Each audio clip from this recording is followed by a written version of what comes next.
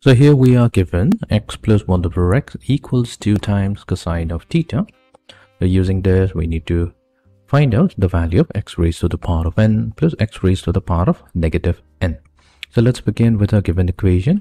So here we are given that x plus 1 over x, that equals to 2 times cosine of theta.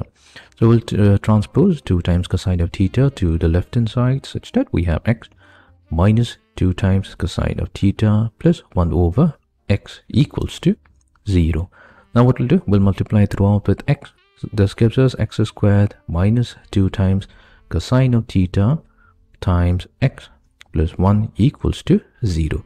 So this has now been converted to a quadratic equation. That means we will have two roots. Now in order to find out the two roots of the quadratic equation, we'll use the standard formula. So x will be equals to negative times the coefficient of x, which is negative 2 cosine theta. So we'll have positive 2 times cosine theta, plus or minus under square root, we will have the coefficient of x squared, which is negative 2 times cosine of theta whole squared, minus 4 times the coefficient of x squared, which is 1, and the constant that is also 1, divided by 2 times the coefficient of x squared, which is 1, which gives us the value 2 times cosine of theta plus or minus, so underneath the square root we have 4 times cosine squared theta minus 4 divided by 2. So this is the value of x. Now x will be equals to 2 times cosine of theta plus or minus underneath the square root. So what we'll do, we'll take negative 4 as the common factor.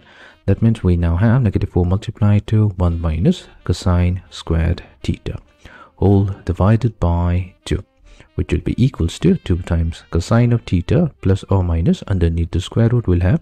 Now we know that we have an identity given by cosine squared theta plus sine squared theta equals to 1. So that means 1 minus cosine squared theta can be replaced with sine squared theta, and also we know that the iota squared value, that's equals to negative 1. So that means we have 4 times iota squared multiplied to sine squared theta whole divided by 2. So that means we now have 2 times cosine of theta plus or minus.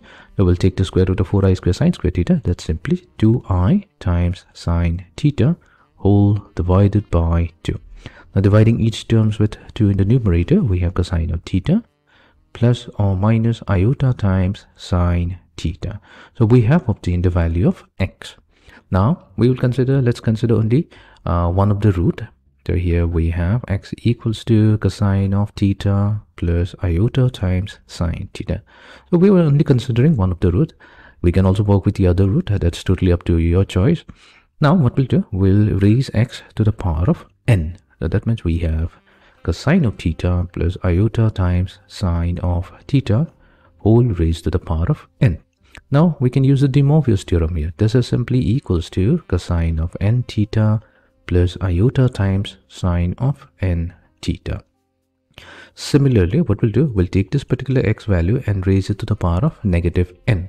Now that means we have cosine of theta plus iota times sine of theta whole raised to the power of negative n.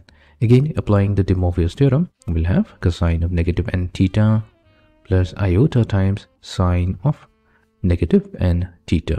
We know that cosine is an even function. So that means cosine of negative theta will be simply equals to cosine of n theta.